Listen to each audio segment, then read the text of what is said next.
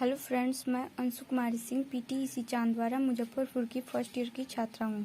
मेरा roll number 35 है और आज का हमारा टॉपिक है पर्यावरण अध्ययन का शिक्षा शास्त्र और इसका सब्जेक्ट कोड है F10 का चैप्टर 1 का टॉपिक है प्राथमिक स्तर के पाठ्य चर्चा में पर्यावरण अध्ययन का संयोजन एवं विस्तार पर्यावरण प्रकरण। चलिए बात करते हैं अब टॉपिक पे। पर्यावरण अध्ययन के पाठ्य पुस्तक का निर्माण बालकों के जीवन से जुड़ी 6 थीमों के आधार पर किया गया है। अब बात करते हैं कि ये थीम कौन कौन से है। ये 6 थीम है: परिवार एवं मित्र, थीम जल, भोजन, आवास, यात्रा, वस्तुओं का निर्माण एवं व्यवहार। बात करते हैं परिवार एवं मित्र थीम पर। परिवार और रिश्तों की पहचान, घर के बुजुर्गों से उनके बचपन के बारे में जानना, अपने मित्रों के बारे में बताना, दोस्तों के साथ किए जाने वाले कार्यों का सूची बनाना, विभिन्न प्रकार के आवासों में समानता एवं असमानता देखना, जीव जंतुओं के समूह में से विशेषता के आधार पर समूह बनाना, जैसे जमीन पर चलने वाले, तैरने वाले, उड़ने वाले, चोंच में पाए जाने वाले अंतर को समझना, पुराने समय के वाहनों के बारे में पता करना, बातचीत करना इत्यादि परिवार एवं मित्र थीम के अंतर्गत आते हैं। अब बात करते हैं थीम जल का। जल के स्थानीय स्रोत, पानी के उपयोग आदि के बारे में अपने अनुभव को शेयर करना इत्यादि थीम जल के अंतर्गत आता है। पानी की कमी, उनके इस्तेमाल कैसे किए जाए, पानी का पुनः उपयोग, पानी की बर्बादी को कैसे रोका जाए, पानी की कमी के कारण जो समस्याएं उत्पन्न होती है उनके बारे में चर्चा करना, दैनिक जीवन पर पानी की कमी का क्या असर पड़ेगा इसके बारे में चर्चा करना, जल स्रोत, वर्षा ऋतु में आसपास का वातावरण, वर्षा जल को कैसे संग्रहित करना है इसके बारे में भी बात करना जल थीम के अंतर्गत आता है। अब बात करते हैं थीम भोजन की। थीम भोजन के अंतर्गत भोजन से संबंधित जो हमारे देश में सांस्कृतिक विभिन्नताएं हैं, जैसे अलग अलग राज्यों में अलग अलग प्रकार के भोज्य पदार्थ खाए जाते हैं, भोज्य पदार्थ प्रदान करने वाले पौधे और जंतुओं के बारे में आधारभूत अवधारणा, यानी कि थीम भोजन के अंतर्गत वे सभी चीजें आती है जो भोजन से रिलेटेड होती है, यानी कि अलग अलग प्रकार के भोजन, व्यंजन और जो जंतु उत्पाद है या फिर पौधे से जो भी भोजन में प्राप्त होता है वे सब थीम भोजन के अंतर्गत आते हैं। अब बात करते हैं थीम आवास की।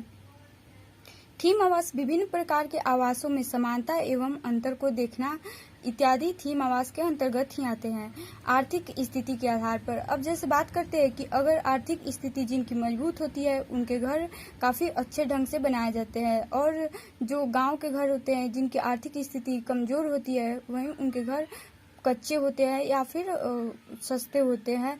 तो उनके आधार पर बच्चों में अंतर करें, आर्थिक स्थिति के आधार पर आवासों में जो विभिन्नता होती है उस पर बातचीत करें, आसपास अपने अवलोकन करके मकान के निर्माण में जो सामग्री प्रयोग होता है उसके बारे में बात करना, उनकी सूची बनाना, घर की साफ सफाई इत्यादि, घर का कचरा फेंकने के लिए जो प्रबंधन होता है, जो स्थान होता है, जलचरों के विभिन्न प्रकार के आवास, जो जल में रहते हैं प्राणी उनके आवास कैसे होते हैं, पक्षियों के आवास कैसे होते हैं, विभिन्न प्रकार के जंतुओं के, जंगली जानवरों इत्यादि के आवास कैसे होते हैं, ये सभी आते हैं थीम आवास के अंतर्गत।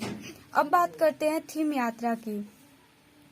थीम यात्रा के अंतर्गत जो भी छात्र यात्रा करता है वो अपने अनुभव को अपने दोस्तों के साथ शेयर करता है, अन्य बालकों के अनुभव को अपने सुनता है या फिर अपने अनुभव को सुनाता है।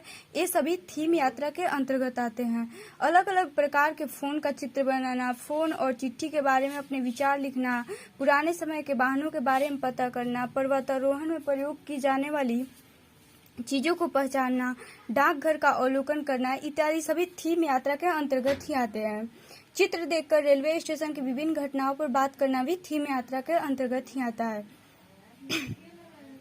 थीम वस्तुओं का निर्माण एवं व्यवहार। अब बात करते हैं वस्तुओं का निर्माण एवं व्यवहार थीम क्या है। इसमें बच्चों को उनके क्रियात्मकता को बढ़ावा देने के लिए, उनके जो सृजनात्मकता है उनको बढ़ावा देने के लिए एक थीम बनाया गया है। इसके अंतर्गत घर के कार्यों का समय से संबंध पर विचार करना, लिंग आयु के आधार पर कार्यों पर विचार करना, काम एवं आराम के समय की जानकारी होना, स्थानीय एवं घरेलू बाहरी खेलों की चर्चा, विभिन्न शारीरिक व्यायाम, बालकों के विद्यालय जाने के महत्व पर चर्चा करना, ये सभी थीम वस्तुओं का निर्माण एवं व्यवहार के अंतर्गत आते हैं। विद्यालय जाने की क्या महत्व है, इस पे बात करना, या फिर सूझबूझ से, जैसे बच्चे अपने सूझबूझ से मिट्टी के खिलौने बनाते हैं, बर्तन बनाते हैं, तो इत्यादि, रेलगाड़ी बनाना, विभिन्न प्रकार के लकड़ी से खिलौने बनाना, ये सभी थीम वस्तुओं का निर्माण एवं व्यवहार के अंतर्गत आते हैं। इन सभी थीमों का एक ही उद्देश्य है कि बच्चे को अपने समाज में अच्छे तरीके से कैसे वे समन्वय बैठा सके और समाज को समझ सके, इसके लिए इन सभी थीमों को बनाया गया है ताकि उनका सर्वांगीण विकास हो सके।